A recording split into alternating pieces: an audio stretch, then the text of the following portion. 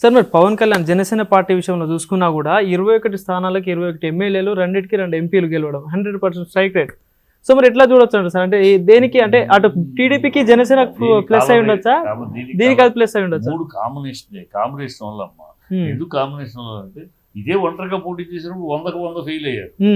అవును, కాంబినేషన్ లో 22 పోయి సక్సెస్ అయ్యారు. ఓకే, ఇదే కాంబినేషన్ కాకుండా సపరేట్ 23 సీట్లే, ఇవాళ 130 సీట్లు. అవును, ఇదే కాంబినేషన్ లో వచ్చినప్పుడు 2 సీట్లే, ఇవాళ 8 సీట్లు.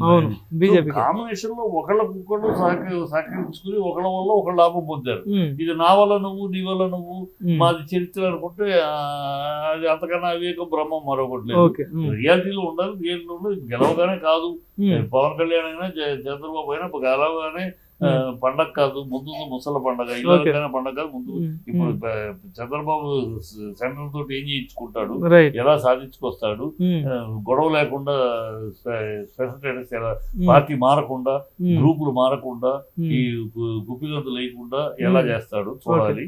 స్పెషల్ స్టేటస్ కావాలి రాష్ట్రం. నువ్వు అందుకే పోరాడావు, అందుకనే విభేదించావు. కనుక ప్రజల ముందు దానికి సమాధానం చెప్పాలి. పవన్ కళ్యాణ్ ఇప్పుడు తన పరిస్థితి ఏంటి, నెక్స్ట్ ఏంటి, నెక్స్ట్ చంద్రబాబు తనని ఎట్లా తొక్కబోతాడు, తను ఎట్లా నొక్కబోతాడు, తన కొడుకును పైకి తీసుకురావడానికి. నిన్ను వదిలేస్తే నువ్వు పైకి వెళ్ళిపోతే తన కొడుకు అడుగు పోతాడు. కనుక అది చంద్రబాబు వ్యూహం కాదు. చంద్రబాబు తన కొడుకుని, తన తర్వాత తన కొడుకుని పార్టీ అధ్యక్షుడిగా, తన కొడుకుని ముఖ్యమంత్రిగా తీసుకెళ్లాలని నేపథ్యం. ఇక్కడ పవన్ కళ్యాణ్ కూడా రేస్ లో ఉన్నాడు కదా, సీఎం లో. రేస్ లో ఉన్నంతకాలం చంద్రబాబు వెనకాలగా ఉన్నావు నువ్వు. చంద్రబాబు దాటుకుని వెళ్ళాలంటే చంద్రబాబు తోటి విరోధం పెట్టుకో. అంతే. అంటే రాబోయే ఎన్నికల్లో చూసుకుంటే, అంటే ఏదైతే మళ్ళీ 5 సంవత్సరాల తర్వాత మళ్ళీ ఏదైతే ఈ కూటమి ఉన్న ఏదైతే 3 పార్టీలు, మరి అప్పుడు వీళ్ళ మధ్యలో ఉండొచ్చు అంటారా? ఈ కూటమి వస్తే చంద్రబాబు ముఖ్యమంత్రి. ఈయనే ఓపెన్ గా చెప్పేశాడు కదా, చంద్రబాబు ముఖ్యమంత్రి చేయడం కోసం ఓట్లేయండి అన్నాడు. అది చెప్పేసాడు. రేపు కూడా అదే. చంద్రబాబు రాజకీయాల్లో బతుకున్నంత కాలం, చంద్రబాబు ఉన్నంత కాలం నువ్వు చంద్రబాబు పక్కనే కానీ, చంద్రబాబు వెనకే కానీ, చంద్రబాబు దాటుకుని నువ్వు ముఖ్యమంత్రి కాదు. అలాంటి అవకాశం పోగొట్టుకున్నాడు చంద్రబాబు పవన్ కళ్యాణ్. గతంలో ఏ కారణాలు అయితే ఆయన డైరెక్ట్ గా నేను ముఖ్యమంత్రి క్యాండిడేట్ గా, బీజేపీ తను సపరేట్ గా 2020లో తీసుకున్న నిర్ణయం ప్రకారం వీళ్ళిద్దరూ ప్రయాణం చేస్తుంటే, చంద్రబాబు చూసాం, జగన్ చూసాం, ఇవాళ పవన్ కళ్యాణ్ ముఖ్యమంత్రిగా బీజేపీ అంటే పైన మోడీ ఉన్నాడు అని చంద్రబాబు, ఈయన జగన్ పవన్ ఒక ముఖ్యమంత్రి క్యాండిడేట్ గా ఎస్టాబ్లిష్ అయ్యేవాడు. ఇవాళ ఆ సీట్ పోగొట్టుకుని నేను ముఖ్యమంత్రి క్యాండిడేట్ కాదు, ముఖ్యమంత్రి చంద్రబాబే, అతనికి ఓటైన మీద అడిగాడు.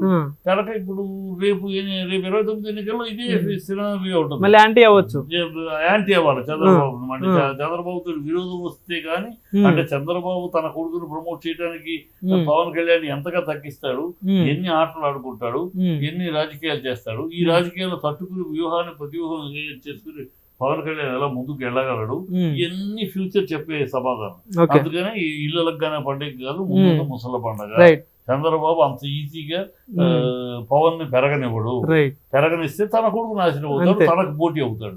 సో తనకు పోటీగా తన వెనకాలగానే తను దాటుకుని వెళ్ళి, తనతో సరిసమానంగా కానీ తను దాటుకుని వెళ్ళే స్థాయికి కానీ పవన్ కళ్యాణ్ పెరగనివ్వడు.